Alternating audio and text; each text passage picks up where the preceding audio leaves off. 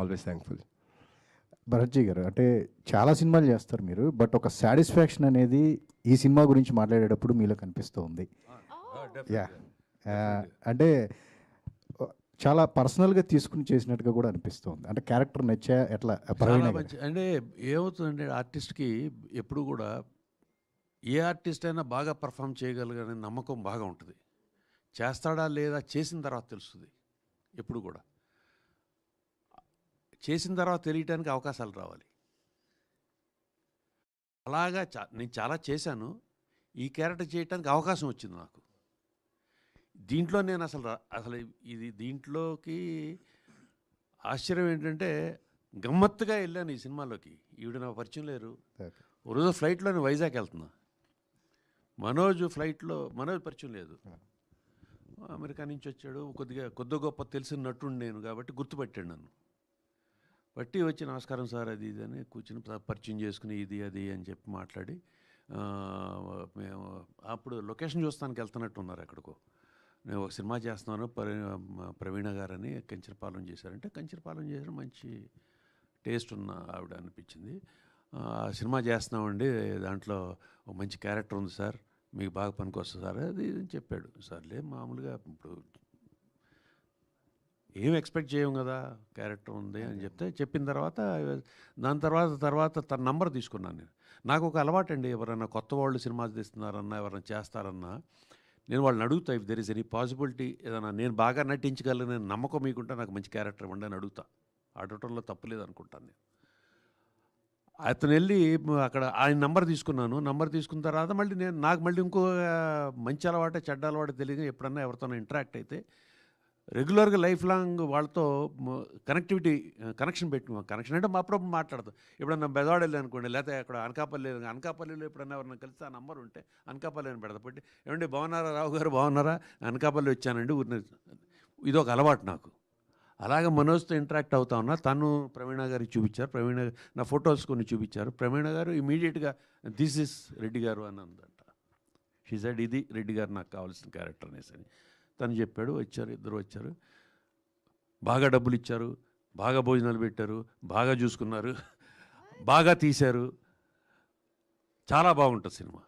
So నేను ఇంత excite అవడానికి కారణం ఏంటంటే సినిమాలో నా క్యారెక్టరే కాదు మొత్తం సినిమా అంతా కూడా అలాగే ఉంటుంది.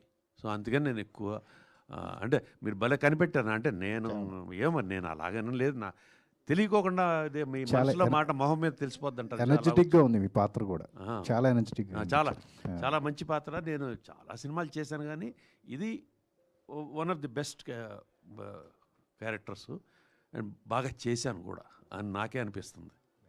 ప్రవీణ్ గారికి తెలియని విషయం ఏంటంటే ఈ కథ నేను ఫస్ట్ చదివినప్పుడు నాకు ఆ క్యారెక్టర్లో బెనర్జీ గారే కనిపించారు. అనుకోకుండా ఆయన నాకు ఫ్లైట్లో మళ్ళీ కనబడడం, నేను ఆయన పక్కనే కూర్చోవడం, మేము 1 hour అలా మాట్లాడుకోవడం, అదంతా ఏదో విధి కలిపిన ఒక మీటింగ్ లాగా అయ్యింది. సో అవును, కరెక్ట్. ప్లస్ ఇంకోటి ఇందాక సింగ్ సౌండ్ గురించి చెప్పారండి. సింగ్ సౌండ్ ఈజ్ ఫెంటాస్టిక్ అండి. ఒక ఆర్టిస్ట్ అనేవాళ్ళు అలా అందులో సింగ్ సౌండ్ చేసిన ఆయన, మేము అవుట్డోర్ చేసాం షూటింగ్ అంతా. మరి ట్రై చేయరో ఏంటో నాకు తెలియదు కానీ చాలామంది ఇతను సింగ్ సౌండ్ చేసి అవుట్డోర్లో ఎంత చేసినా కూడా మీరు రేపొద్దున సినిమా చూడండి, మిగతా సౌండ్స్ ఉండవు, అంత బాగా చేశాడు సౌండ్ ఇంజనీర్. సో అలాగే అందరూ చేయగలుగుతారు అంటే, కానీ వీళ్ళు ఎవరు చేయట్లా సింగ్ సౌండ్లో ఉండే బ్యూటీ, సింగ్ సౌండ్లో ఉండే ఎమోషన్ ఈజ్ టోటలీ డిఫరెంట్. మేము సినిమా షూటింగ్ చేసేటప్పుడు ప్రవీణ గారు మన పెట్రోస్ కెమెరామెన్ వీళ్ళు కూడా ఒక సీన్ ఉంది తనకి నాకు ఒకటే మొత్తం డైలాగ్, ఇది very long, about 6-7-8 minutes single shot. 12 ఈవిడ నాకు సార్ మీరేంటి సార్ ఇంత బాగా చేసేస్తున్నారు, నాకు అసలు ఏం అర్థం అనేది. నాకు దాంతో ఇంకా అంటే సినిమా ఇండస్ట్రీలో ఉండి వాళ్ళు చెప్పేవాళ్ళు కాకుండా ఒక బయట ఆవిడ వచ్చి డైరెక్షన్ చేసి చూస్తూ చెప్తుందంటే ఆవిడకి బాగా ఇదైతేనే కదా చెప్తారు. So I was always happy. And దాంతోపాటు ఇంకా కొంచెం నాకు ఇది వస్తుంది కదా చేయటానికి. సో మేబీ ఇవన్నీ కలుపుకుని బాగా చేశాను, బాగానే చేశాను. Thank you once again. You and Manoj, నీ వల్ల వచ్చాను ఇక్కడికి. ప్రవీణ్ గారు అండ్ వీళ్ళందరూ గ్రేట్ యాక్టర్స్తో యాక్ట్ చేయటం ఒకటి, ఎవ్రీబడి అందరికీ గుడ్ యాక్టర్స్. అంటే మంచి ఆర్టిస్టులు దొరికారు, మీ వర్క్ ఈజీ అయిపోయింది అనుకుంటున్నాం. మంచి టీం దొరికారు, మీ వర్క్ ఈజీ అయిందని చెప్పేసి అనుకోవచ్చు. బట్ ఏ విషయంలో మీరు డీల్ చేయడానికి ఎక్కువగా ఎఫర్ట్ పెట్టాల్సి వచ్చింది ఈ సినిమా విషయంలో? మంచి యాక్టర్స్ దొరికారా ఎత్తుక్కున్నానా? అదే కష్టమా? సో యాక్టింగ్ దగ్గర ఇట్స్ డెఫినెట్లీ నేను చాలా పర్టిక్యులర్, మేబీ టఫ్ అంటారు. బట్ ఈ కథ విన్నప్పుడు నాకు రామకృష్ణ చెప్పాను కదా, నేను రామకృష్ణ క్యారెక్టర్ నాకు చాలా ఇంట్రెస్ట్ అనిపించింది. ఆయన షేడ్స్ ఆఫ్ గ్రే, తెలుగులో ఒక చిల్లర వెధవ ఫస్ట్ మీట్ చేసినప్పుడు.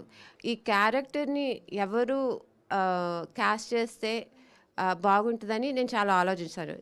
2 సినిమాలు కొత్త వాళ్ళతోనే తీశాను, అప్పుడు అది అవసరం. ఇప్పుడు లక్కలీ 2 సినిమాల తర్వాత నోన్ ఫేసెస్ వెళ్ళొచ్చు. బట్ నోన్ ఫేసెస్తో వెళ్ళినప్పుడు ఒక ఆర్టిస్టిక్ లిమిటేషన్ ఏంటంటే మీరు కథ చెప్పగలరు, like you can predict the story. So అందుకే నేను మళ్ళీ ఇది అవకాశం ఉన్నా కొత్త వాళ్ళతో వెళ్దాం అనుకున్నాను. అది ఎవరు అనుకున్నప్పుడు రామకృష్ణ చెప్పాడు కదా, రామకృష్ణ నాకు యూఎస్లో పరిచయం అయ్యాడు. సో అప్పుడు నేను ఫిక్స్ అయిపోయాను, ఈ అబ్బాయి నార్త్ ఇండియన్ అనుకున్నా